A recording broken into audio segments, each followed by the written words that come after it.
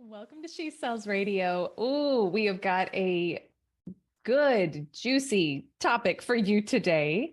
And it may have triggered something in you. I don't know when you read the title, did it? About stopping trying. I'm going to share with you a quick story, and then I'm going to talk with you about how you can actually implement this in your life. Well, two quick stories, actually. I remember several years ago, I was working with a mentor who said to me on our first call together, you really say you're trying a lot. You really use the word trying a lot. And she said, trying means it's not happening. Like trying means you're separate from the thing that you want. And that's why I love working with mentors who are really good at picking up on your language, because all of these programs run subconsciously for all of us, myself included. And I had no idea that word was holding me back from so much in my life. And so I made the commitment at that point, just like years before, I had decided I would never say I'm overwhelmed. I decided I'm going to stop saying I'm trying to do things. And I think I'm way better at the overwhelm than at the trying piece. I still occasionally will let I'm trying to do this slip. But when I made that decision and started shifting language to I'm in the process of creating, or I'm excited to receive this outcome, or I'm excited to create this, things started really shifting in my life. And I wanted to share with you a quick but really fun story from a new client who I'm working with, where this came up on our call this week. And so she's one of our new mastermind, our 50K Club mastermind members. And we were having our private kickoff call together. And I'm not going to go into details because it's a personal thing for her. And so I'm not going to share details of what she's been working on, but you'll get the gist of what's important about it from the story. So when she had done her application call with me a couple weeks prior, she mentioned there was something in her life that she'd been trying for some amount of time, and like really wanting to create this.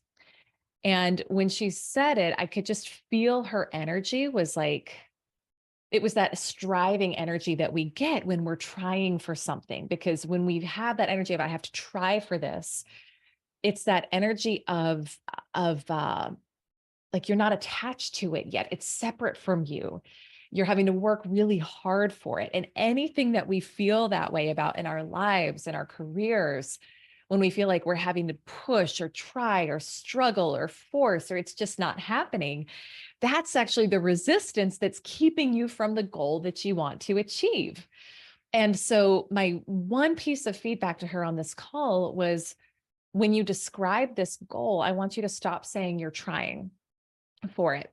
Like just drop that language around it, because I knew that when she dropped the language, the energy would shift as well.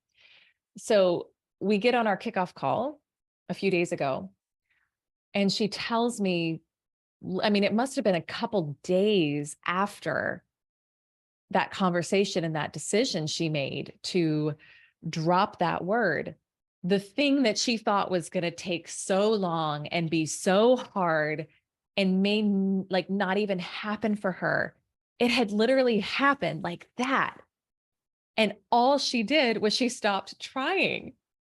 And so I honestly, I'm a bit of a sap. Like I laid in bed at night. I laid in bed that night and I thought about what had happened. And I was actually crying because I was so moved by how powerful and how quickly that thing came into her life that she had been trying for so long, that had felt like a not going to happen type of thing. And I want to encourage you to really get so conscious of your language, and whether it's a personal life goal, like maybe you're trying to lose weight, maybe you're trying to have a child, maybe you're, trying to save the money for your dream home, or a business goal, right? Maybe you're trying to launch a podcast, you're trying to hit your first 6 figures or your first 7 figures. Notice your language around those goals. And then we have to shift from trying to claiming. And I'll probably do a separate podcast episode on that. I'm actually recording this right before I've got a client coaching call. So it's going to be a shorter episode for today. But when we shift the energy from I'm trying to do this to no, I'm actually claiming that this is my reality. And I don't know how, I don't care how, and I'm not attached to the time frame, but I'm just going to embody that this has already happened in my life and I'm going to get really relaxed about it and loose about it. It's not that you're lazy. This is a different energetic. And so it's not about giving up on something. It's not about not continuing to take the aligned action steps to get you there.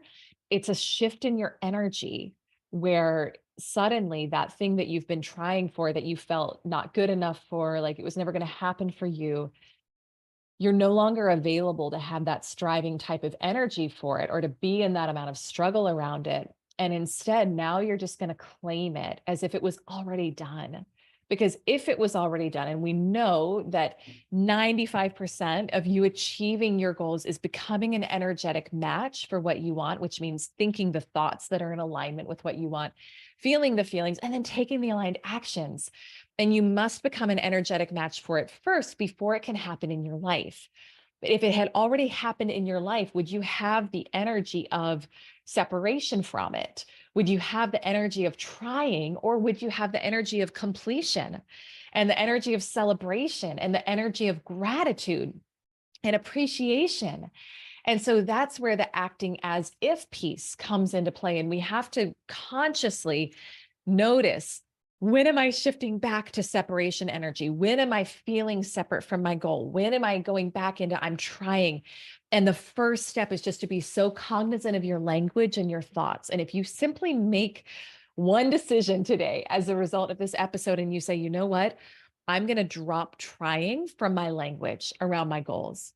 And I'm just going to see what happens. I mean, the client story that I shared with you, that was all it was. She dropped the word trying, and the goal that she thought was a maybe in the next year, if she was lucky, happened like that, like literally overnight. So have fun with this, play with this, call yourself on it when you notice you're saying, I'm trying, and instead switch it with, I'm so excited to receive this. I'm so excited to create this. I'm so grateful that this is coming into my life. And if people think you're crazy, so what? You know what? You're going to be celebrating in a couple weeks or a couple months the creation of the big goal you've had. And they're going to be looking at you being like, what did you do? You just stopped saying you were trying?